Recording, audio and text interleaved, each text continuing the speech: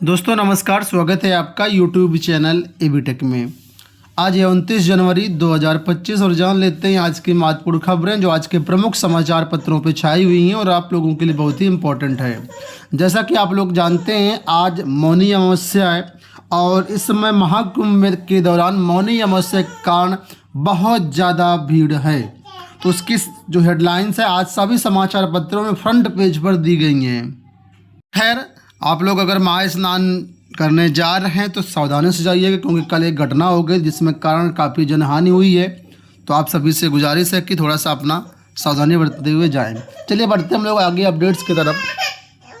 सबसे पहले अपडेट लोक सेवा आयोग से है कि पीसीएस प्री परीक्षा 12 अक्टूबर को आरओ एआरओ पर ऊहापोह। लोक सेवा आयोग की तरफ से कल 2025 की भर्तियों का परीक्षा कैलेंडर जारी किया गया है।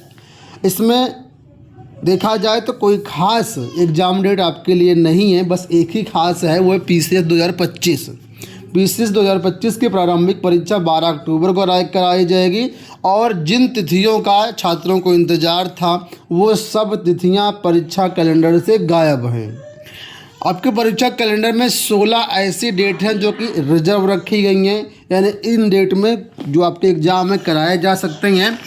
जैसे कि आरओ एआरओ 2023 का री एग्ज़ाम होना है। इसके साथ ही शिक्षक भर्तियों की बात करें तो एलटी गेट भर्ती, जीआईसी प्रवक्ता भर्ती, जीडीसी प्रवक्ता भर्ती, खंड शिक्षा अधिकारी भर्ती, तमाम भर्तियां जिनका छात्रों को इंतज़ार था और ये सब भर्तियां परीक्षा कैलेंडर से गायब हैं। तो छात्रों कहना एक कैलेंडर नहीं है, सिर्फ एक लॉलीपॉप है, दिखावा है और कुछ भी नहीं है। कई सालों से छात्र इन भर्तियों का इंतज़ार कर रहे हैं लेकिन उसके बाद भी इन भर्तियों की कोई अता पता नहीं है। तो फिलहाल आज के समाचार पत्रों में इसके बारे में दिया गया है और कल ही हमने इसका डिटेल्ड वीडियो बना दिया जिसमें लोक सेवा आयोग की सभी भर्तियों का जो एग्ज़ाम डेट है आपको बताया था।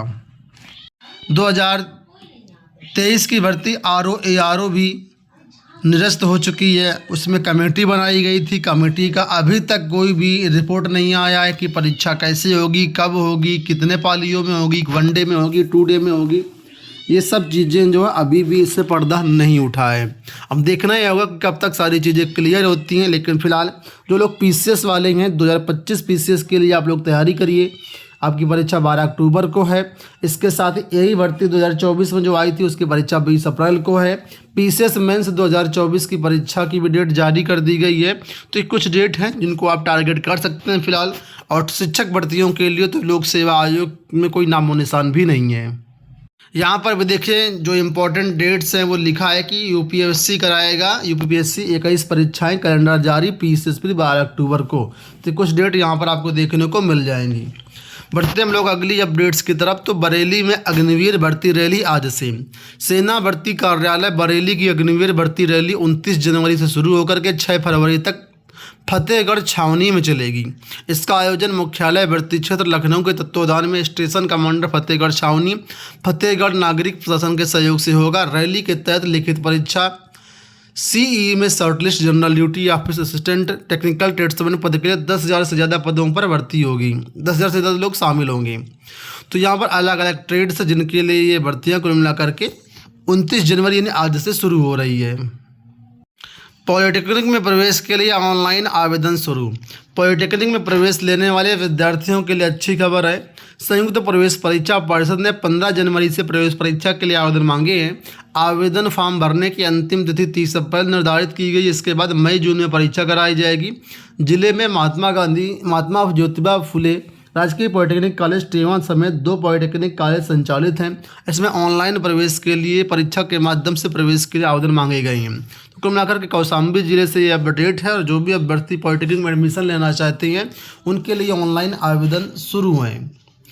यूपी बोर्ड को लेकर के अपडेट की प्रयोगात्मक परीक्षा में 5% राजकीय विद्यालयों का होगा ऑडिट। माध्यमिक शिक्षा परिषद की ओर से हर जिले में प्रयोगात्मक परीक्षा कराने वाले विद्यालयों के सापेक्ष रैंडम आधार पर 5% विद्यालयों का ऑडिट कराया जाएगा। इसमें किसी प्रतिकूल तथ्य या अनियमितता मिलने पर संबंधित के खिलाफ सख्त कार्रवाई की जाएगी। यूपी बोर्ड प्रैक्टिकल में व्यवस्थाएं अच्छी हों, पारदर्शिता हो, इसके लिए अब यूपी बोर्ड प्रयास कर रहा है। इसीलिए इस साल प्रैक्टिकल परीक्षा में कई सारे बड़े बदलाव किए गए हैं। पहला बदलाव तो ये है कि यहाँ पर देखिए 5% विद्यालयों का ऑडिट होगा, ठीक है, ताकि किसी भी प्रकार की प्रतिकूल चीज़ें सामने निकल के ना आने पाए। दूसरा बदलाव ये है कि अभी तक जो परीक्षक होते थे वो बच्चों की कॉपियाँ ले जाते थे और जो मार्क्स है वो अपने घर से डिस्ट्रीब्यूट करते थे। अब ये व्यवस्था की गई कि विद्यालय कैंपस में छात्रों को मार्क्स देने हैं।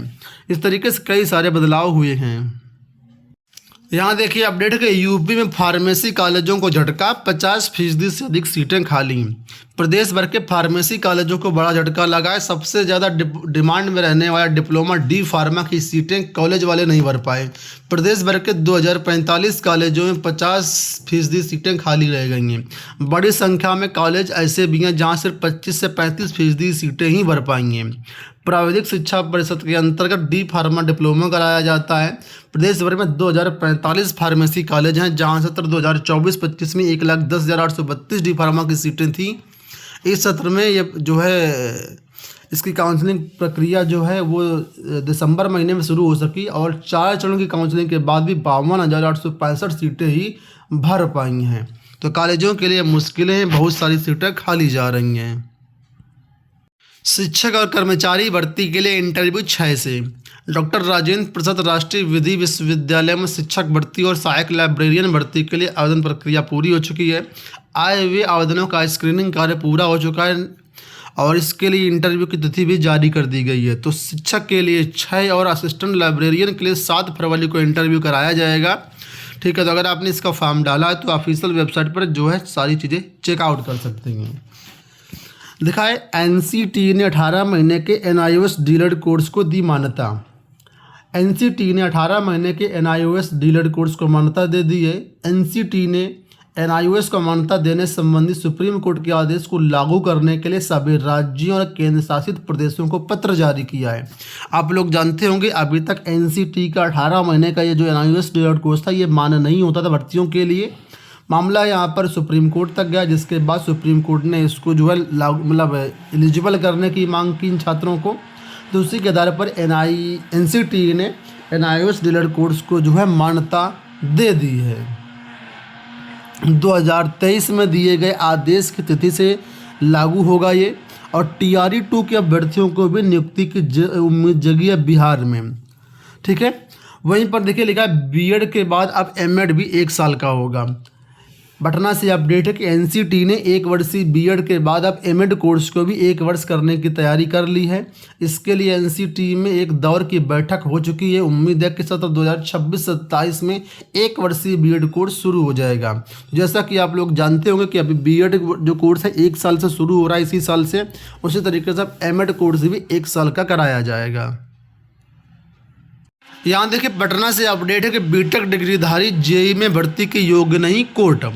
बीटेक डिग्रीधारी जूनियर इंजीनियर इन जेई भर्ती के योग्य नहीं है। जल संसाधन विभाग के अधीन इंजीनियरिंग सिविल भर्ती नियम 2023 के नियमों को चुनौती देने वाली अर्जी को पटना हाईकोर्ट ने मंगलवार को खारिज कर दिया। कार्यकारी मुख्य न्यायाधीश आशुतोष कुमार और न्यायमूर्ति पार्थ सारथी की खंडपीठ ने सभी पक्षों की ओर से पेश दलील को सुनने के बाद 35 पन्ने का आदेश जारी किया है, जिसमें कहा है कि जो बीटेक डिग्रीधारी हैं वो जेई भर्ती के योग्य नहीं हैं। सरकारी नौकरियों की यहाँ पर अपडेट दैनिक जागरण की तरफ से कई सारी वैकेंसी की अपडेट दी गई। यूको बैंक में 250 भर्तियाँ, 5 फरवरी लास्ट डेट है। उड़ीसा पुलिस में 933 वैकेंसी, 10 फरवरी लास्ट डेट है। मध्य प्रदेश कर्मचारी चयन मंडल भोपाल, इसमें 10,758 पदों पर भर्तियां शिक्षकों की आई हुई हैं, 11 फरवरी लास्ट डेट है। यूपीएससी में 1129 पद आए हुए हैं, 11 फरवरी लास्ट डेट है। राजस्थान कर्मचारी चयन बोर्ड में कंडक्टर की भर्ती आई हुई है, 25 अप्रैल लास्ट डेट है। तो अगर आप सरकारी नौकरी की अपडेट्स चाहते हैं तो चैनल को सब्सक्राइब जरूर कर लीजिएगा। इसके बाद हम लोग बात कर लेते हैं एआरपी भर्तियों को लेकर के। बेसिक शिक्षा अधिकारी फतेहपुर की तरफ से और एक जिला और है जहाँ पर एआरपी की भर्तियाँ आई हुई हैं। पर देखिए एआरपी हिंदी विषय 14, अंग्रेजी 14, गणित 14, विज्ञान 14, सामाजिक विज्ञान 14, ठीक है। ये यहाँ पर क्वालिफिकेशन है। तो जो भी एलिजिबल कैंडिडेट्स हैं वो एआरपी के लिए यहाँ पर फॉर्म भर सकते हैं। ध्यान रखना इसमें कुछ अनुभव भी मांगा गया है, तो ये सारी चीज़ें आपके पास होंगी तभी जो है आप भर पाएंगे। लेकिन ये फ्रेश अभ्यर्थियों के लिए नहीं है। जो अभ्यर्थी प्राथमिक और उच्च प्राथमिक विद्यालयों में कार्यरत हैं उनके लिए वैकेंसी है। इसी तरीके से यहाँ पर देखिए औरैया से भी ARP की भर्तियाँ आई हुई हैं। तो अगर कोई ऐसा कैंडिडेट है जो इसके लिए एलिजिबल है तो इसमें फॉर्म भर सकता है। दोस्तों ये हो गई आज की सारी सूचनाएं। इस वीडियो में इतना ही। धन्यवाद।